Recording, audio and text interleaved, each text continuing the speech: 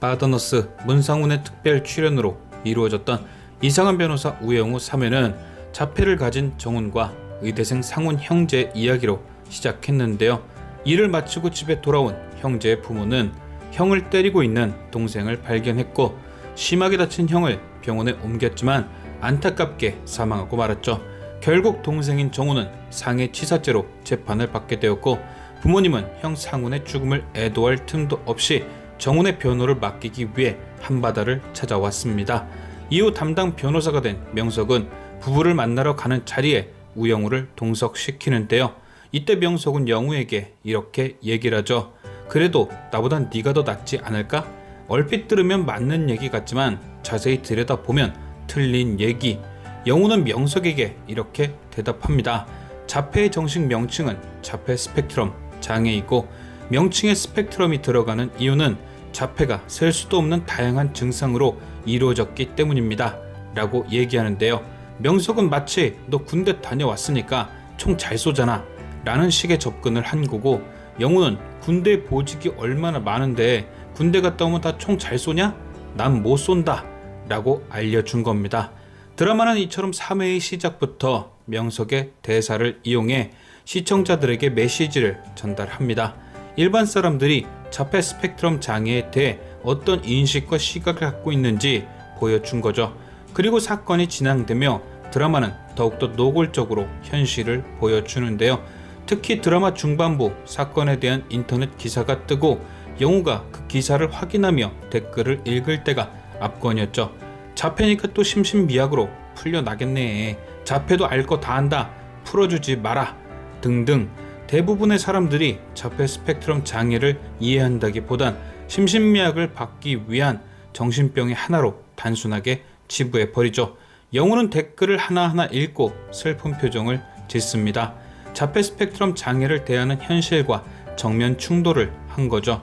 그런데 이 장면이 제게 더 슬프게 다가왔던 이유는 영우의 슬픈 표정 때문이었는데요.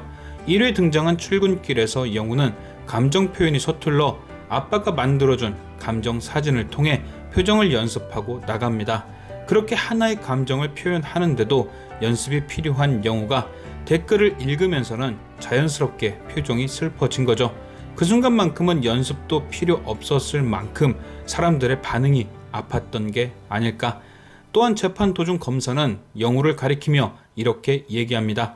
피고인의 죄가 심신미약인 상태에서 저지른 것이기에 감형을 해줘야 한다면 같은 변호인도 심신미약이므로 변호인의 의견이 맞다고 판단되어서는 안 된다.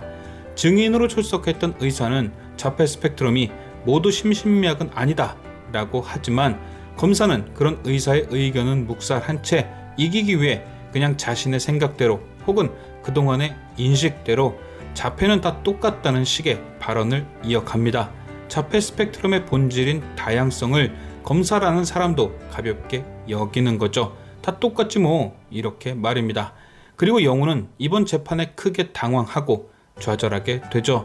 내가 가진 병이 피고인에게 혹은 자신에게 때로는 불리하게 작용한다는 걸 느끼면서 말입니다.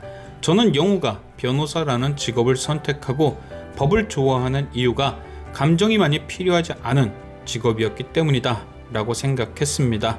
변호를 할 때 중요한 건 개인적인 감정이 아니라 법과 원칙이니까요. 한바다 대표 한선영도 이렇게 얘기했죠.